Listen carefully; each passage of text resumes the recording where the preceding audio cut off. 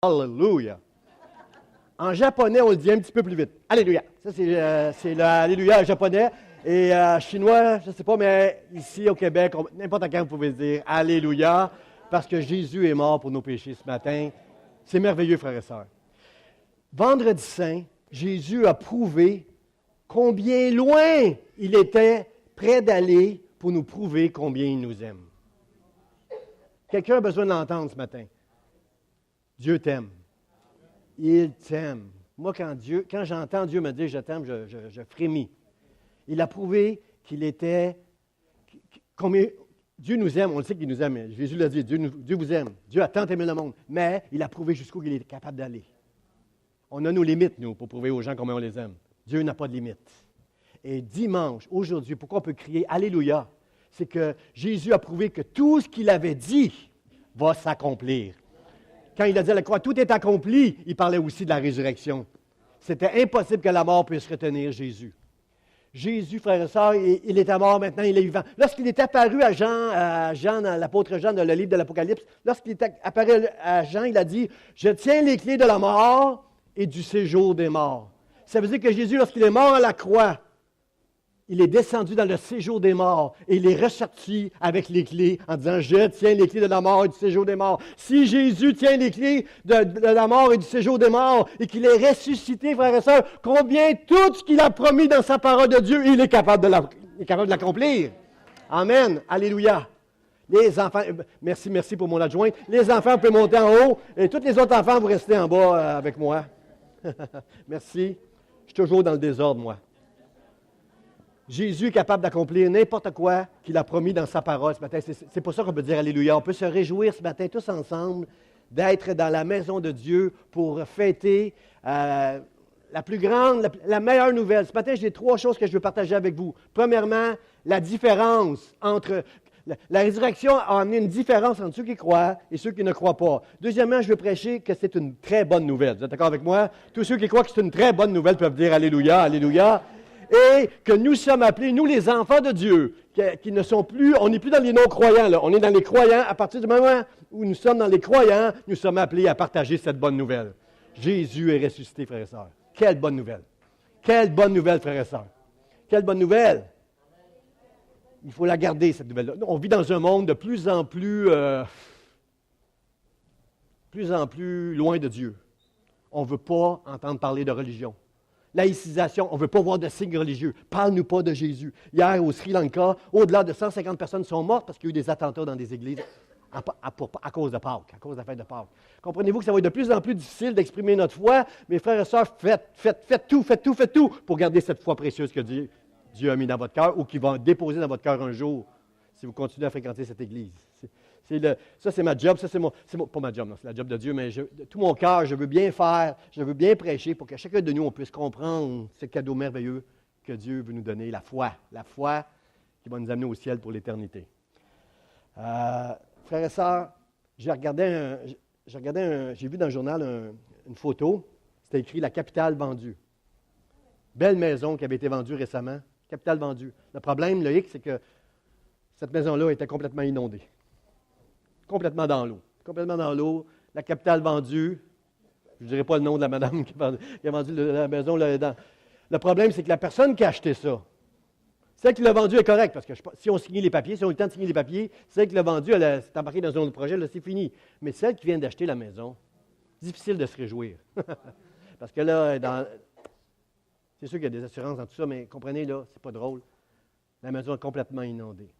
Frère, ça, je veux qu'on comprenne ce matin une réalité. Que la foi, c'est un combat. Il va falloir qu'on se batte pour notre foi. Ça vaut la peine de se battre pour la foi. Parce que le cadeau qui vient avec la foi, il est si grand que ça vaut la peine de se battre. Battez-vous, frères et sœurs, battez-vous pour garder votre foi. Comme l'apôtre Paul le dit si bien, là, j'ai combattu le bon combat et j'ai gardé la foi. Parce que le monde va mettre de plus en plus de pression pour dire ta foi n'a pas d'allure, tu n'es pas intelligent, tu n'es pas... Arrête. Le monde va vouloir étouffer votre foi, mais inonder les sous-sols de votre maison de la foi. Mais battez-vous, frères et sœurs. Ça vaut la peine de se battre pour la foi. Frères et sœurs, Jésus, la Bible nous dit que le premier miracle qu'il a fait, il était dans une noce, il manquait du vin, il a pris de l'eau, il a demandé à des gens de mettre de l'eau dans des vases. puis il a changé l'eau en vin. Et ses disciples ont vu ça. Wow! Wow! Ses disciples ont vu Jésus marcher sur des eaux à un moment donné, alors qu'ils étaient dans la barque. Ils ont vu Jésus chasser des démons. Un paquet de démons il y a quelqu'un qui était possédé de plusieurs démons, je ne sais pas ce que ça veut dire, mais tous les démons sont sortis, sont allés dans des ports, puis les ports sont allés se précipiter en haut d'une montagne. Les disciples ont vu ça. Jésus, avec une seule parole, il y a un centenier romain à un moment donné qui croyait en Jésus, il est venu voir Jésus, il dit, mon serviteur est malade, Jésus, s'il vous plaît, dis, viens pas chez moi, je ne suis pas digne de toi, viens même pas chez moi, dis une parole, puis mon serviteur va être guéri. Et il a été guéri. Guéri. Ton serviteur est guéri. À cause de ta foi, ton serviteur est guéri. Frères et sœurs, les disciples ont vu ça. Il a guéri des lépreux. 10 lépreux sont venus à Jésus, sont repartis, puis en s'en allant, ils perdaient des bouts d'oreilles, ils perdaient des... Comprenez, c'est fort, quelqu'un qui est lépreux, là. Et en s'en allant, ils ont été guéris. Il a guéri des paralytiques. Des amis avaient amené un paralytique. Il a guéri des sourds, des aveugles, des muets. La Bible dit, pas une seule maladie. Dans tous ceux qui sont venus à Jésus, il n'y a pas une seule maladie que Jésus n'a pas guérie. Frères et sœurs, Jésus, c'est extraordinaire. Et les disciples ont tous vu ça, frères et sœurs. Ils ont tous vu ces choses-là. Il a maudit un figuier à un moment donné. Le figuier a séché après que Jésus l'a maudit. Ils ont vu Jésus transfiguré sur une montagne. Pierre, Jean-Jacques étaient avec Jésus lorsqu'il a été transfiguré. Il parlait avec Moïse, il parlait avec Élie. Ils ont vu des choses extraordinaires. Ils ont eu des expériences extraordinaires. Tout ça pour vous dire que le jour où Jésus est mort sur la croix, c'est comme la maison, la capitale vendue. Ils avaient tout acheté, que Jésus était là. « Ah, tu es le Christ. Moi, je ne t'abandonnerai jamais, Jésus. Moi, je vais être avec toi. » Ils avaient tout acheté. Mais là, maintenant, c'est comme Jésus il est mort. Qu'est-ce qu'on fait? Qu'est-ce qu'on fait? Les disciples, il y a des disciples qui ont fui, qui sont en allés vers Emmaüs. Puis là, Jésus le Christ, qui avait dit lui-même qu'il allait ressusciter, Jésus le Christ lui-même. Jésus qui était Christ, maintenant, quand les disciples parlaient entre eux autres, ils parlaient de Jésus comme « Ah, c'était un prophète puissant. » Comprenez-vous qu'il est passé de Dieu Tout-Puissant, le Fils de Dieu, le Christ, à « Oh, c'était un prophète. » C'était un prophète. Les 11 disciples, lorsque Judas est mort, les 11 disciples, après lorsque Jésus est dans le tombeau, se sont enfermés. Ils se sont embarrés parce qu'ils avaient peur d'être arrêtés, peur de qu'est-ce qui va se passer maintenant. Frères et sœurs, on n'est pas un petit peu comme ça, nous autres, quand tout va mal dans notre vie. Quand on perd un bien-aimé. Quand on est pris dans la maladie, la dépression qui continue. J'ai aimé le témoignage que j'ai entendu ce matin, parce que la seule force que je peux avoir quand les choses vont mal, c'est la présence de Dieu. C'est Jésus dans mon cœur, parce qu'il va m'aider à traverser toutes les choses. Même quand la mer se déchaîne, quand tout va mal, Jésus est là avec moi. C'est ça qui est merveilleux. C'est ça qui est merveilleux. Alors comprenez-vous que tout allait mal tout d'un coup, parce que Jésus était décédé. Mais la bonne nouvelle, frères et sœurs, c'est que Jésus est ressuscité ce matin. On peut dire Alléluia. Le titre de mon message, c'est « Il est ressuscité comme il l'avait dit ». Alors, on va lire le texte. C'est le même texte que Pasteur Réal, on était dans le même esprit, il a ouvert avec ce passage-là. On va lire Matthieu, chapitre 28, versets 5 à 7. Ça dit « Mais l'ange prit la parole et dit aux femmes, « Pour vous, ne craignez pas, car je sais que vous cherchez Jésus, qui a été crucifié. Il n'est point ici. » Combien sont contents qu'il n'était pas là? Combien sont contents? Il n'est pas ici. Il est ressuscité comme il l'avait dit. Venez et voyez le lieu où il était couché et allez promptement dire à ses disciples qu'il est ressuscité des morts. Quelqu'un dit Alléluia avec moi. Merci, merci. Oui, on peut applaudir le Seigneur. C'est merveilleux. Merveilleux, frères et sœurs. Alors, les femmes, tout ça a pris place. Jésus dans le tombeau, la Bible nous dit que 2 femmes, Marie de Magdala et l'autre Marie, la mère de Jacques, je comprends que c'est la mère de Jésus. 2 maris qui ont acheté des aromates. Et dès que le sabbat est terminé, à l'aube, le texte dit à l'aube, dès que les premières lueurs du jour sont là, elles sont prêtes pour aller vers le tombeau, pour aller arranger le corps de Jésus. Est-ce que ces femmes étaient plus courageuses que les hommes? Je n'irai pas là, parce qu'il y a des commentateurs bibliques qui disent ça, les femmes sont plus courageuses. Ils sont allés vers Jésus. Je ne suis pas sûr, parce que, frères et sœurs, pour les gardes, les trois, quelques femmes qui vont embaumer Jésus, ce n'est pas vraiment une menace pour eux autres. Mais si les disciples étaient venus, ça, c'était plus une menace. Les gardes étaient payés par les principaux sacrificateurs qui avaient entendu dire que Jésus avait déjà dit « Détruisez le temple et en 3 jours, je vais le relever. » Voyons donc, Jésus, ça a pris 46 ans pour bâtir ce temple-là. En 3 jours, tu vas le rebâtir, toi. Oui, parce que Jésus parlait de son corps, son propre corps. Nous sommes le temple du Saint-Esprit. C'est notre corps qui... Dieu est là pour ceux qui croient. Et pour pas que les gens croient que Jésus pourrait être ressuscité, les principaux sacrificateurs ont payé des gardes pour qu'ils puissent garder le tombeau pour que personne vienne et ils disent après ça que c'est ça, il est ressuscité. Et ils ont roulé une grosse pierre devant le tombeau à plusieurs pour que personne ne puisse la rouler. Alors la préoccupation principale de ces 2 femmes-là, lorsqu'ils sont venus le matin pour embaumer Jésus, c'est « Mais qui va nous rouler la pierre? » Parce que là, on ne pourra pas, nous autres, les femmes. Puis s'il y a juste 2 gardes, on n'y arrivera pas de rouler la pierre. C'était leur principale préoccupation. Alors, la Bible dit, on l'a lu ce matin, la Bible dit qu'il y a eu comme un tremblement de terre qui est arrivé, juste avant que les femmes arrivent. Il y a eu comme un tremblement de terre, puis il y a un ange qui avait l'aspect comme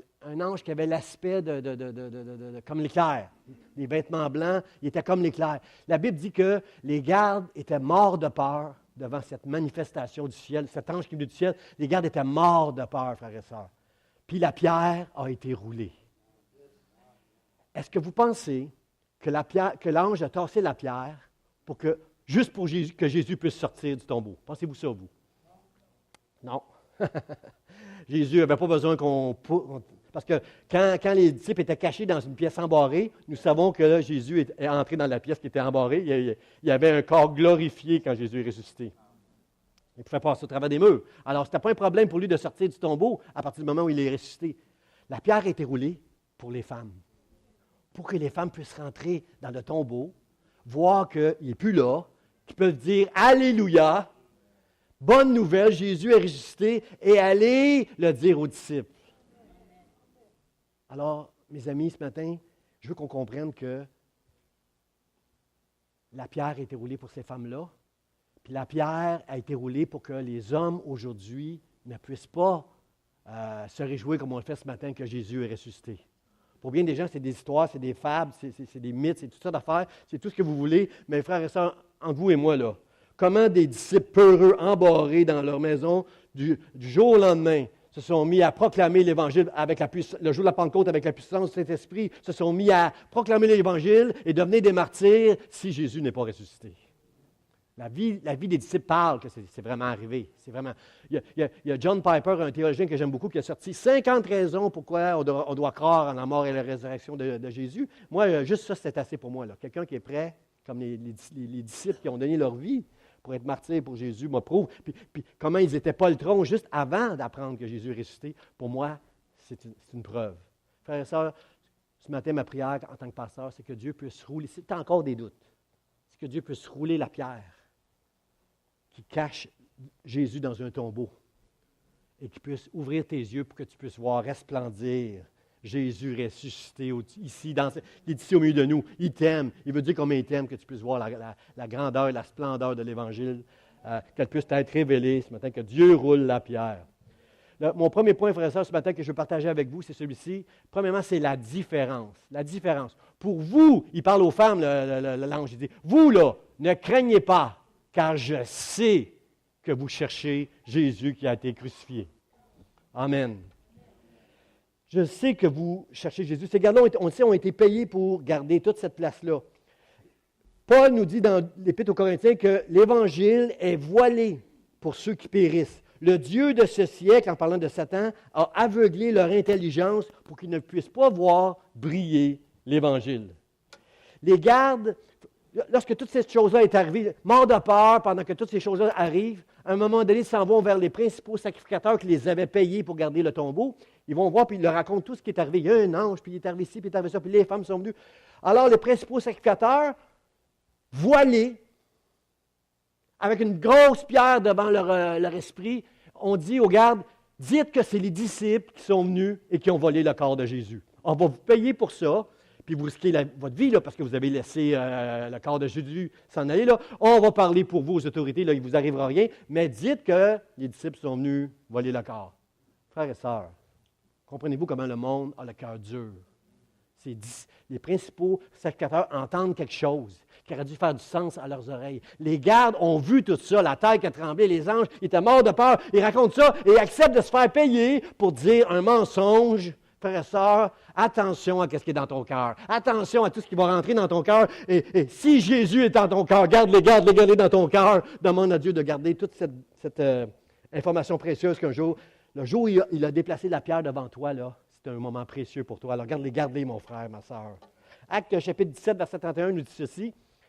Il a fixé un jour où il jugera le monde selon la justice par l'homme qu'il a désigné, ce dont il a donné à toute une preuve certaine en le ressuscitant des morts. Un jour, frères et sœurs, il va y avoir un jugement pour les croyants et les non-croyants. Moi, si je faisais partie des gardes, s'ils ne se sont pas convertis à un moment donné, s'ils ne sont pas compris à un moment donné, je préfère être parmi les deux femmes qui étaient là pour chercher Jésus que de faire partie de ces personnes qui ont menti, ont gardé la vérité. Frères et sœurs, il y a une différence entre ceux qui croient et ceux qui ne croient pas. Un jour, la Bible dit, ils seront jugés à cause de la résurrection de Jésus-Christ. Ça devient comme une justice pour le monde. Pour vous, ne craignez pas. Et là, j'aime ce passage-là. Je sais que vous cherchez Jésus. Dans Jérémie, ça dit, vous me chercherez et vous me trouverez. Est-ce que vous êtes d'accord avec ça, frères et sœurs, que si on cherche Dieu de tout notre cœur, il va se laisser trouver? Cherche Dieu de tout ton cœur, tu vas le trouver, mon frère, ma sœur. Moi, je me souviens que lorsque j'étais jeune, plus jeune, j'ai déjà été jeune, et mon fils Simon avait 3 ans. Et à un moment donné, il y a une petite fille sur la rue qui vient cogner à la porte pour dire à mon épouse, Simon, j'ai croisé Simon, il s'en va au dépanneur. Il y a 3 ans. Mon fils Simon n'a jamais été plus loin que la cour. Il n'a jamais même été dans le driveway, là. C'est dans la cour. Simon est au dépanneur. Alors, mon épouse dit à Karine, non, Karine, tu te trompes. Simon, il est dans la maison, il n'est pas au dépanneur. Il ne va pas au dépanneur tout seul. Elle dit, oui, je l'ai croisé, il s'en va au dépanneur. Mon épouse a dit, non, Karine, merci. Ferme la porte. Et là, je cherche dans la maison Simon. Trouve pas Simon. Devinez où était Simon. Simon avait défoncé. Il y a un moustiquaire dans ma chambre. La porte était ouverte. Parce qu'il faisait chaud, puis on voulait de l'air. La porte était ouverte, le moustiquaire était là, et Simon avait défoncé. Simon, c'est Simon, il défonce, lui. Il avait défoncé le moustiquaire, et il était parti au dépanneur. Jamais fait ça avant, mais il a fait ça. Mettez-vous dans les souliers de mon épouse. Une mère, là, touche à ses enfants, puis tu vas voir ses ongles à sortir. Alors, son cœur, je ne peux même pas imaginer ce qui s'est passé dans le cœur de Sylvie. Alors, bien sûr, elle est partie à la recherche de Simon. Et lorsqu'il avait juste traversé le coin quand elle l'avait trouvé, mais vous comprenez qu'elle aurait tout fait pour... Jamais, elle se serait donné du repos jusqu'à temps qu'elle trouve Simon. Elle a trouvé Simon. Et quelques temps après, on a changé la porte. J'ai fait réparer le moustiquaire. Claudine, on a fait réparer et on a mis un grillage pour être sûr que jamais Simon va sortir par là 3 ans, s'en aller au dépanneur, lui.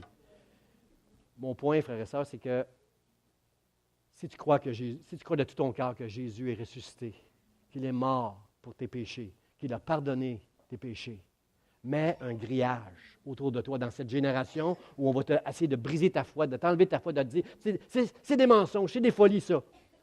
Je ne peux pas te montrer Dieu, mais Dieu peut se révéler à toi ce matin. Dieu peut tasser la pierre ce matin et tu peux le voir resplendir dans toute sa gloire si tu mets ta foi en lui. Alors, je te dis ce matin, si tu crois en Jésus, mets un grillage autour de toi. Viens à l'Église aussi souvent que tu es capable. Si tu permets à toutes sortes de raisons pourquoi tu ne viendras pas, il va s'en accumuler de plus en plus. Mets un grillage autour de toi. Donne la chance à ta foi de grandir. Lis la parole de Dieu. Prends du temps pour aller prier. Avant les réunions, tous les dimanches matins, la porte est ouverte. On peut aller prier avec Mme Rosemont qui dirige la prière. On peut arriver un peu plus tôt et aller prier avec Mme Rosemont. Ça va nous faire du bien. Un samedi à tous les mois, le premier, on prend un temps de prière ensemble. Frères et sœurs, la prière va nous aider à mettre ce grillage autour de nous qu'on a besoin dans cette génération qui refuse, qui non seulement a le cœur dur, mais devient de plus en plus contre tous ceux qui ont la foi. Met une pression sur ceux qui osent dire qu'ils croient en Dieu. Alors ce matin, mets un grillage autour de toi. La Bible dit que celui qui me cherche me trouve, que Dieu est le rémunérateur de ceux qui le cherchent. C'est payant de chercher Dieu. Ceux qui ont trouvé Dieu, dites Alléluia. Dites Alléluia. C'est payant, il est le rémunérateur, celui qui va bénir. Mon deuxième point, frères et sœurs, c'est la bonne nouvelle. Il n'est point ici. Il est ressuscité comme il l'avait dit. Dieu n'est pas mort.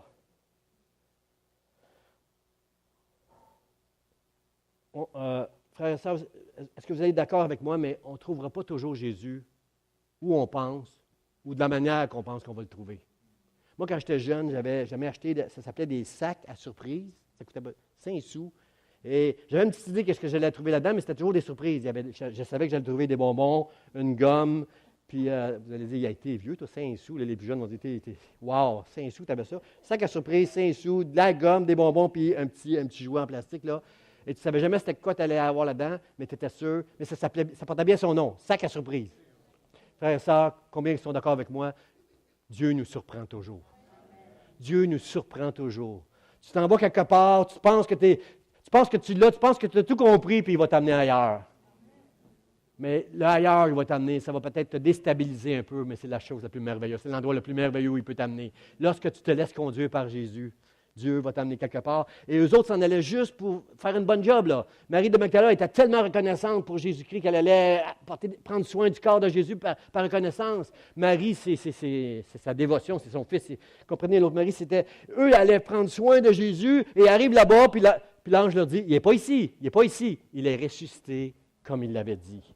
N'est-ce pas une bonne nouvelle, frères et sœurs, pour eux autres? Jésus, Paul nous dit que, vous savez, la résurrection de Jésus, c'est la vérité centrale de toute notre foi. Paul dit, sans la résurrection, notre foi est vaine. C'est en vain que tu crois si Jésus n'est pas ressuscité, parce qu'en ressuscitant, il prouve qui il était.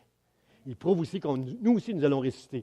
L'apôtre Paul dit dans Romains 1, il a été déclaré fils de Dieu avec puissance par sa résurrection d'entre les morts. 1 Corinthiens 15, verset 20 et 22, ça dit, « Mais maintenant, Christ est ressuscité des morts, il est les prémices. » Ça veut dire que lui, il est le premier. Et nous qui avons cru, nous allons suivre. Il est les prémices de ceux qui sont morts, et comme tous meurent en Adam, de même tous revivront en Christ. On comprend qu'Adam, lui, a désobéi, mais Jésus qui obéit en tout. Le plus grand miracle de Jésus, ce n'est pas d'avoir marché sur les eaux, ce n'est pas d'avoir guéri tous les malades. Le plus grand miracle de Jésus, c'est d'avoir vécu sur cette terre sans jamais commettre un seul péché. Moi, j'en commets au moins 60 par jour. J'ai aimé l'exemple vendredi saint de Pasteur Gaétan qui disait qu'il est allé au ciel, puis il est dans une vision, mais c'était pas une vraie, là. Il est allé au ciel, puis là, il a vu que des horloges au ciel. Puis c'est quoi ces horloges-là? C'est quoi ces horloges-là? Puis les horloges, c'est à chaque fois que quelqu'un fait quelque chose de mal sur la terre, bien, ça bouge, tu sais. C'est comme Claudine, quand elle fait quelque chose de mal, ça fait tic, tic, tic, tic. Puis il disait que le pasteur réel, lui, ça faisait plus tic, tic, tic, tic, tic, tic, tic, tic, tic, tic, tic. Puis le pasteur Jean, il n'y avait pas d'horloge. Alors quelqu'un lui a demandé, mais pourquoi le pasteur Jean, il n'y a pas d'horloge? On l'a mis dans l'atelier parce que ça nous sert de ventilateur.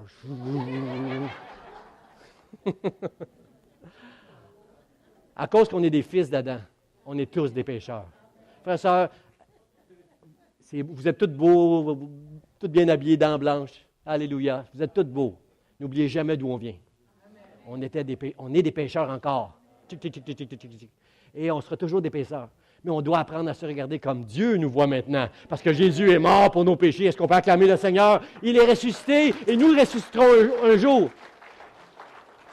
Il est les prémices de ceux qui sont morts. Nous allons, nous aussi, ressusciter un jour à cause que Jésus est mort et ressuscité. Alors, ça prouve que notre pardon, Dieu est accompli à la croix. Si ce n'était pas vrai, frères et sœurs, les disciples seraient restés abattus, enfermés dans la peur, paralysés par la peur. Ils seraient restés enfermés. Mais si leur courage nous montre que Jésus est vraiment ressuscité, frères et sœurs. Je remercie le Seigneur pour ça. Et mon dernier point, comme il l'avait dit, il est écrit, je frapperai le berger et les brebis du troupeau seront dispersées, mais après que je serai ressuscité, je vous précéderai en Galilée. Jésus avait parlé, il avait dit qu'il serait mort et qu'il serait frappé et qu'il ressusciterait. Frères et sœurs, si Jésus avait prédit, comme il l'avait dit, qu'il serait mort et qu'il ressusciterait, combien toutes ces promesses dans la parole, on peut les croire. Toutes les promesses qu'il a faites pour nous, frères et sœurs. Si tu es dans la dépression ce matin, tu peux croire que Dieu peut briser la puissance de la dépression. Si tu ne laisses aucune place à la maladie pour croire que la maladie peut l'emporter, Dieu a brisé la puissance de la maladie. Dieu, frères et sœurs, un jour, mon mariage allait très mal. Il y a plusieurs années, mon mariage allait mal, mais Dieu a roulé la pierre et il a restauré mon mariage. J'avais une maladie, moi, qui s'appelait la sclérose en plaques, qui me gardait au lit pendant des mois.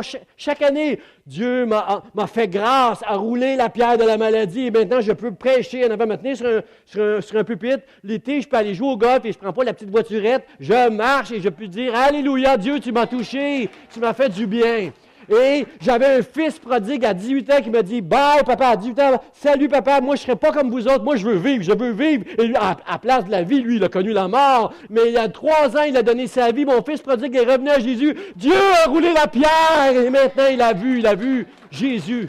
Une réalité. C'est une réalité. Alors, chacun de vous, frères et sœurs, ce matin, encouragez-vous et dites à Dieu, Dieu, roule la pierre. Il y a quelque chose dans ma vie qui m'empêche de sauter et de danser. Roule la pierre, je veux mettre toute ma foi en toi, mon Dieu, parce que je crois que tu es mort et ressuscité pour moi. Dernier point, frères et sœurs, la mission. La Bible dit, venez et voyez. Venez et voyez. Frères et sœurs, si l'ange dit aux femmes, venez et voyez le lieu où il était couché, et allez promptement dire à ses disciples qu'il est ressuscité des morts. Venez, voyez. Les femmes se sont laissées conduire par l'ange pour qu'ils puissent voir eux-mêmes que Jésus était ressuscité. Ils ont été obéissantes. Ils ont juste laissé conduire par l'ange. Mon frère, ma soeur, si on peut avoir ce cœur de juste se laisser conduire par Dieu, on ne comprend pas tout, mais si on peut juste avoir ce cœur obéissant de Dieu, conduis-moi. Ça se peut qu'il t'amène dans des endroits inconfortables. Ça se peut que tu sortes de ta zone de confort. Ça se peut qu'il t'amène dans des endroits où tu dis « c'est fou. » Fais juste confiance à Dieu. Laisse-le te conduire puis t'amener à voir. Si tu te laisses conduire par Dieu, tu vas voir des choses extraordinaires. Plus qu'un sac à surprise. Je peux vous dire ça. Ça va être extraordinaire. Tout ce que Dieu va réussir à te montrer, c'est juste tu te laisses conduire par Jésus. Mais l'affaire, c'est que, frères et sœurs, on a une mission maintenant. Allez promptement dire à ses disciples qu'il est ressuscité des morts. Nous avons une mission maintenant de partager la bonne nouvelle. Mais frères et sœurs, ça ne veut pas dire que le monde va vous croire. Ce matin, si on sort d'ici, alléluia, Jésus est ressuscité. Il y a au restaurant ou dans tes amis ou au travail, ça se peut qu'il y en a 2, 3 qui vont briser un peu ta joie. Ils vont dire, voyons donc, c'est quoi ton affaire, toi? Ça se peut que le monde ne vous croit pas. Frères et sœurs, mettez-vous, les disciples étaient tous enfermés dans un... Il y avait peur. Là. Qu'est-ce qui va arriver maintenant? Jésus est mort. Qu'est-ce qui va nous arriver? Là? Les principaux sacrificateurs vont être sur notre dos. Qu'est-ce qui va arriver? Car ils avaient peur. Ils étaient cachés. Ils étaient embarrés. Et Marie de Magdala, avec Marie, avait la mission d'aller dire aux disciples qu'il est ressuscité. Ils sont allés. Ils ont cogné à la porte. Ils les ont laissés entrer. Ils ont dit, on est allé au tombeau. Il y avait un ange. Jésus n'est plus dans le tombeau. On l'a vu. Il est ressuscité. Ils n'ont pas dit Alléluia. Ils n'ont pas cru. Ils n'ont pas cru, les femmes. Les disciples qui ont vu Jésus faire toutes sortes de miracles, ils n'ont pas cru.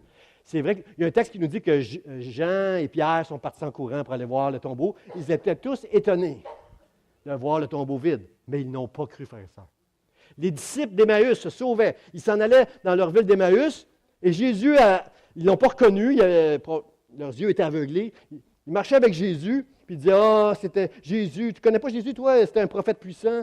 Puis là, les disciples d'Emmaüs, lorsqu'ils ont vu que c'était Jésus avec qui ils parlaient, sont allés courir vers les disciples, les 12 qui étaient tout le temps avec Jésus-Christ, pour leur dire, Jésus est ressuscité, il nous est apparu à nous. Vous savez quoi?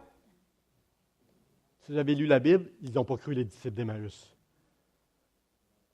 Alors Jésus lui-même est venu, il s'est invité dans la chambre où ils étaient. Jésus a passé au travers des murs, c'était barré, puis il s'est montré aux 11, pour que les 11 croient.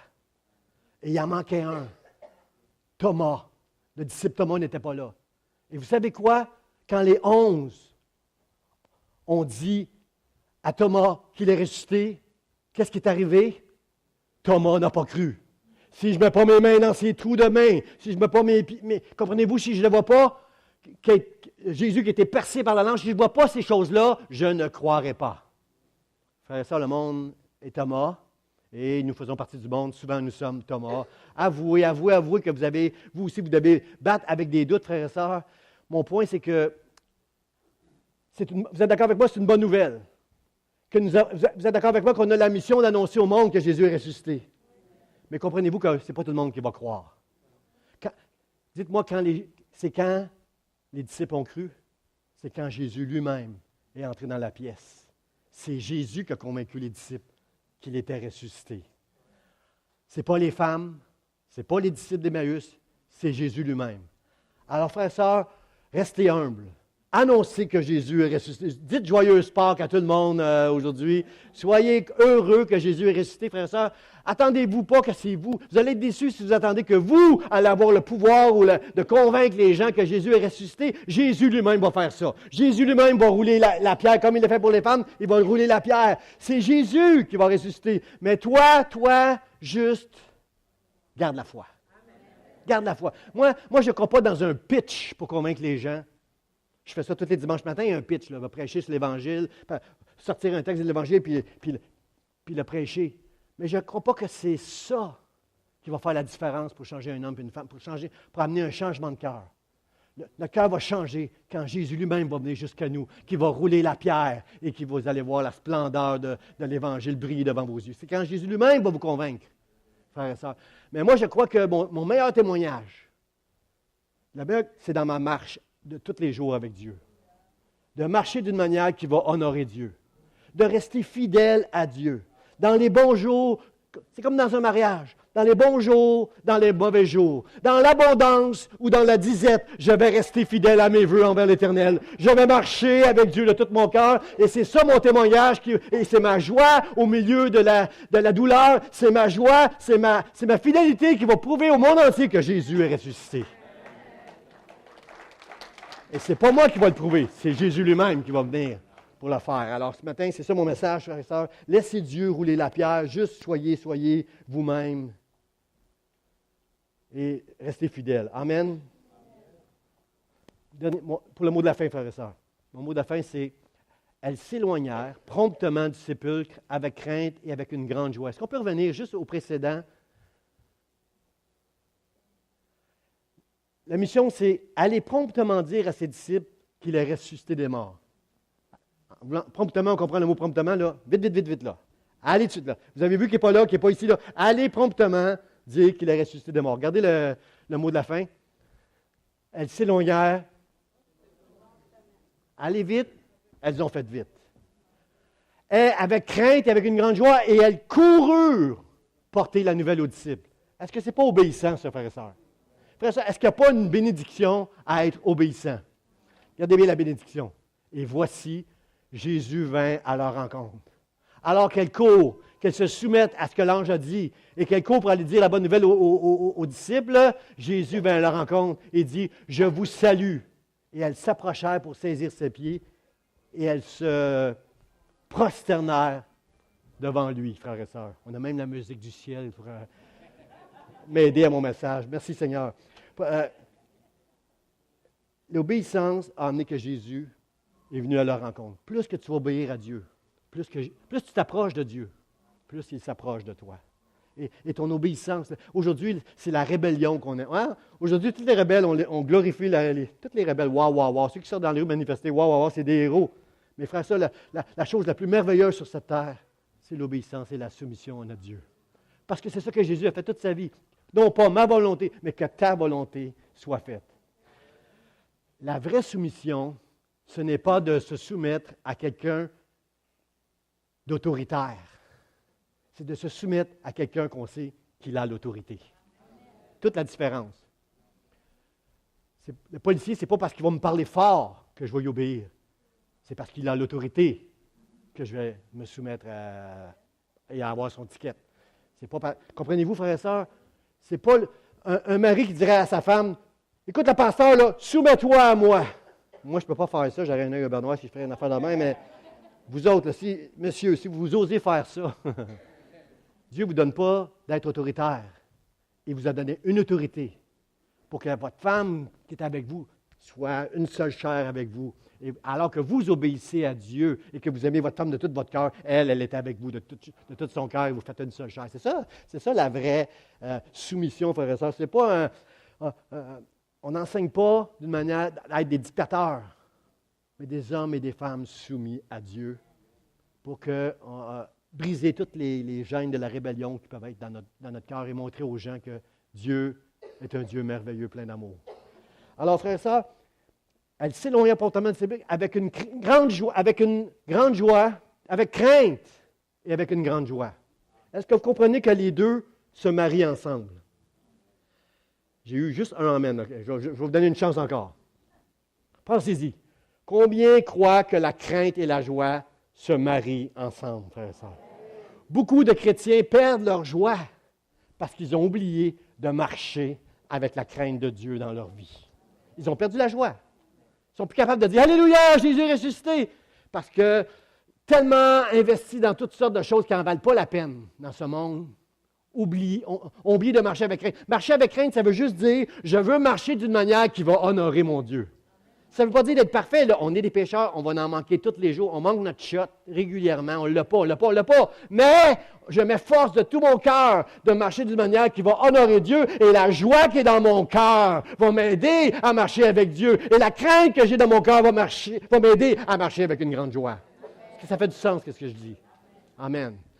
Et voici Jésus vint à leur rencontre, et j'invite les musiciens maintenant. Elle vint à leur rencontre, et elles s'approchèrent pour saisir ses pieds, et elles se prosternèrent devant lui.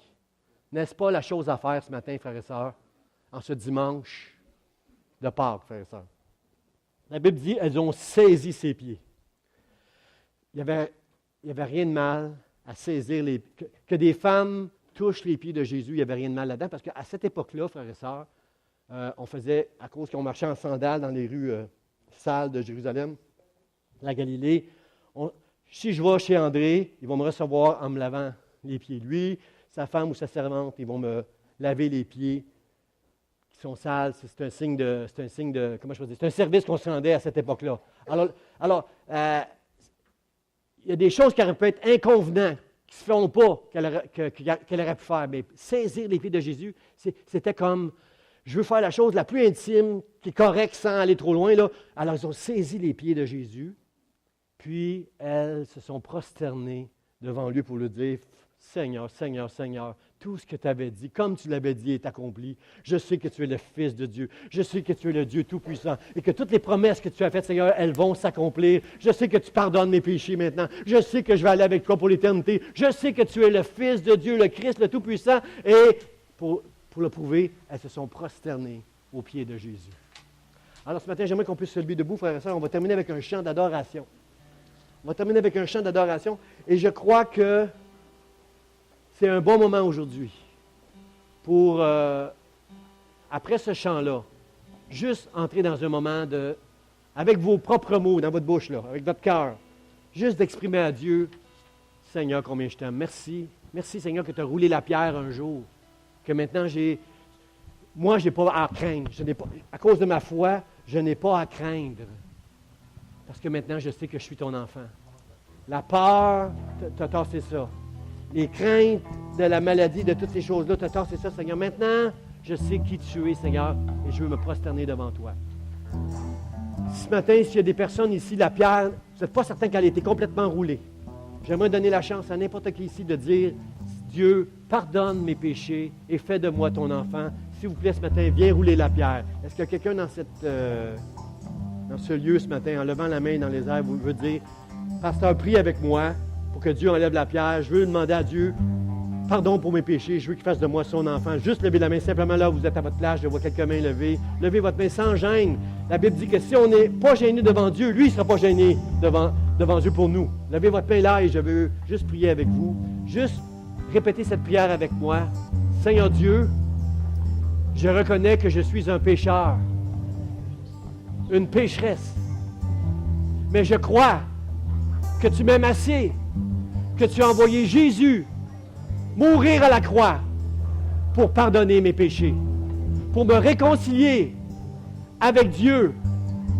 Je te reçois dans mon cœur comme mon Seigneur et mon Dieu. Je crois que tu es mort et ressuscité. Et je crois qu'un jour, moi aussi, je ressusciterai au nom de Jésus. Amen, amen, amen. Alors maintenant, frères et sœurs, on va chanter ce chant, on va se joindre, Pastoral et à l'équipe, pour adorer Dieu. Et même que si quelques personnes vous voulez venir devant, prenez votre liberté pour l'aimer selon que votre cœur vous dirige. Vous voulez louer Dieu debout, soyez debout, à genoux, prosternés, c'est comme vous voulez. Mais ce matin, nous allons prendre 5 minutes encore avant de se quitter, avant de souhaiter un bon dimanche. On va prendre quelques instants pour adorer, se prosterner devant Dieu, comme ces femmes l'ont fait.